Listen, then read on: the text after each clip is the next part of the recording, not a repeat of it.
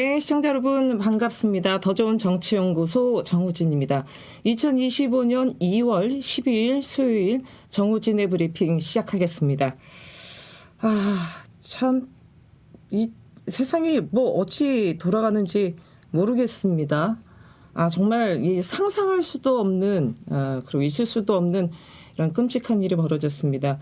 대전의 한 초등학교 교사가 8살 김하늘 초등학생을 살해한 일이 벌어졌습니다.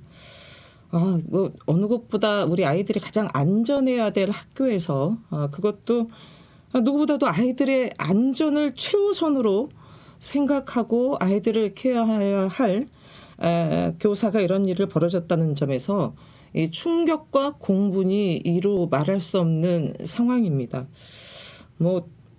다시는 뭐 이런 일이 벌어지지 않도록 뭐 관계 당국을 비롯해서 우리 모두가 함께 관심을 기울이고 노력을 해야 되는 것이 아닌가 이런 생각을 하면서 김하늘 우리 초등학생 너무나 어립니다.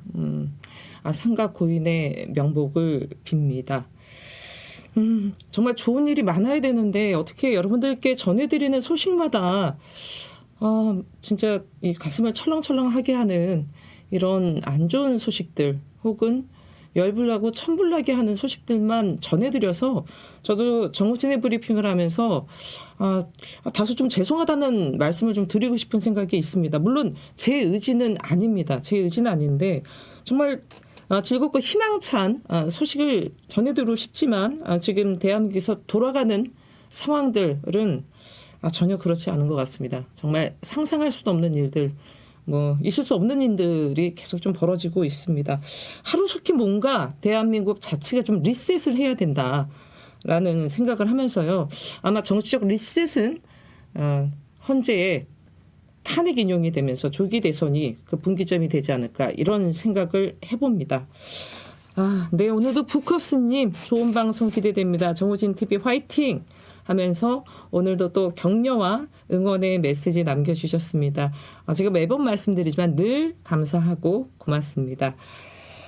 자, 그러면 오늘 여러분들과 함께 나눌 아이템, 첫 번째 아이템 말씀드리겠습니다. 네. 어제 7차 윤석열 탄핵 변론이 있었습니다. 윤석열 이게 기사 정말 많이 나왔는데요. 연설 때 야당 박수 한번 안 치더라 하면서 계엄의 이유를 강변했다라는 게 오늘 웬만한 매체들의 주요 뉴스 중에 하나였습니다. 관련돼서 제가 윤석열이 어제 했던 워딩을 그대로 좀 말씀드려야 될 것 같습니다. 제가 취임할 때 야권은 선제적 탄핵을 주장하며 계엄 선포 전까지 무려 178회 퇴진과 탄핵을 요구했다. 예산안 기조 연설을 하러 가면 아무리 미워도 그래도 얘기를 듣고 박수 한번 쳐주는 게 대화와 타협의 기본인데 제가 취임하고 갔더니 아예 로텐더 홀에서 대통령 퇴진 시를 하며 의사당에 들어오지 않아서 여당 면만 보고 반쪽짜리 예산안 기조 연설을 했다라고 어제 얘기를 했습니다. 참 이걸 여러분 뭐라고 해야 될까요? 뭐라고 얘기해야 될까요? 서운하다. 인간적으로 서운하다 할 수 있습니다. 삐질 수 있습니다. 삐질 수 있는데 저는 이거를 보면서 좀 참으로 두 귀를 의심했던 게 박수 한 번 안 쳐줬다라는 부분이 사실 핵심입니다. 그런데 여러분 많은 분들 기억하시겠지만 대통령이 국회에 와서 시정연설 등을 했을 때 박수를 모두가 만장일치로 일어나서 친 적이 최근에 거의 없어요. 그런 일이 없습니다. 여야 간의 대결 정치가 지금 이번이 처음이 아닙니다. 이미 예전부터 계속 이어져 왔었지요. 그래서 제가 이 지금 캡처 사진 하나 더 보여드리겠습니다. 네, 2001년 10월 25일 문재인 대통령 시절 2022년 예산안 시정연설을 위해서 국회 본청에 들어왔을 때 국민의힘 국회의원들 대장동 특검 요구하면서 피켓 시위를 했습니다. 피켓 시위를 했습니다. 제가 좀 관련돼 가지고 좀 더 말씀드리면 저는 사실 개인적인 경험도 있어요. 개인적인 경험도 있는데 국민의힘 같은 경우 지금 윤석열은 지금 뭐 박수 한 번 안 쳐줬기 때문에 자기가 지금 계엄을 하게 된 이 이유에 대한 부분들을 얘기했는데요. 지금 제가 캡처하면 띄워놨듯이 2001년에 문재인 대통령 당시 피켓 시위도 있었고요. 심지어 2020년 시정연설 당시에도 국민의힘이 롯데월드홀에 집결해가지고 국회 본청에 들어오는 문재인 대통령 관련돼서 항의 시위도 했었습니다. 항의 시위 했었고요. 개인적인 경험 말씀드리면 그때 그 현장에 저도 있었습니다. 난리도 아니었고요.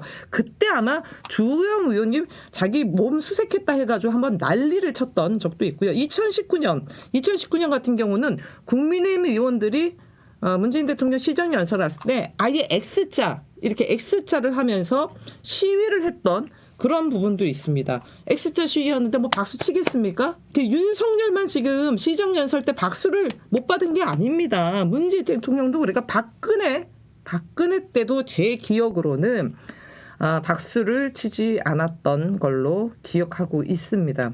박수를 치지 않았던 걸로 기억하고 있는데, 자, 정말 이 윤석열의 이 지금 어제 7차 탄핵 변론의 얘기를 들으면서 저는 정말 대단히 좀 심각한 사람이었구나라는 부분들을 다시 한번 확인을 했습니다. 서운했을 수는 있어요. 뭐 그래 기분 나쁠 수 있죠. 인간적으로. 그래요. 삐졌다 칩시다. 그런데요. 대한민국은 민주공화정이지 전제국가가 아닙니다. 독재국가도 아니고요. 대통령을 왕처럼 추앙해서 받들어 모셔야 되는 국가가 아닙니다. 아니에요. 그런데 윤석열 박수 한 번 안 쳐줬다. 이 얘기를 하면서 제가 들었던 생각은 윤석열 입장에서는 야당이 윤석열에게 불경죄를 진 겁니다. 윤석열 입장에서는 너네들 나한테 불경죄 졌어. 그래서 심기를 상당히 거슬렸다. 라고밖에 볼 수 없고요. 그래서 불법 계엄을 했다라는 말로 해석될 수밖에 없습니다. 참 앞서도 이제 김하늘 우리 학생이 초등학생 얘기했는데 요즘 아이들 이렇게 철없지 않습니다. 철부지 아닙니다. 이런 거 가지고 투정 부리지 않아요. 그리고 야당은 여당에 있어서 필요한 반대자이지 적이 아닙니다.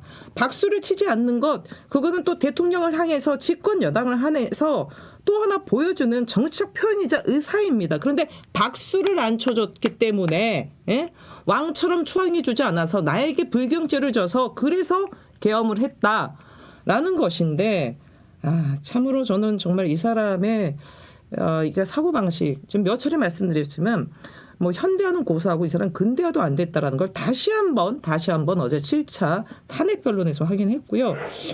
윤석열 지난번에 영국 엘리자베스 여왕 연결식 때도 갔는데 영국 의회 가끔씩 우리가 뭐 뉴스를 통해서 혹은 뭐 드라마를 통해서 보겠지만 영국 의회 갔으면 이 사람 기함하고 아니면 쓰러졌을 것 같아. 영국 의회는 정말 벌떡벌떡 일어나서 고성지르고 삿대질하고요. 난리도 아닙니다.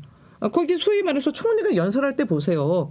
뭐 예전에 대처할 때 뭐 예를 들어서 야당이 노동당이 막 가만히 있고 이랬을 것 같습니까? 야유 보냅니다. 야유 보내요. 국민의힘 뭐 우리나라 국민의힘 민주당 서로 야유 보내는 거 그 이상입니다. 저는 정말 그래서 이게 참 뭐 어느 분이 그런 얘기 했더라고. 한대하지 않으면 국회에 총 들고 들어와서 국회의원들 잡아가도 되는 거냐고요. 박수 받지 못해서 계엄했다라는 윤석열. 그 말 고지고대로 치면 박수 받지 못했던 역대 대통령들 모두 계엄해도 된다는 말입니까? 변명도 말이 되든 변명해야 됩니다. 이 정도면요. 한마디로 구제불능이다라는 것을 국민들 앞에서 헌법재판관 앞에서 본인 스스로 만천하에 드러냈다라고밖에 볼 수 없습니다.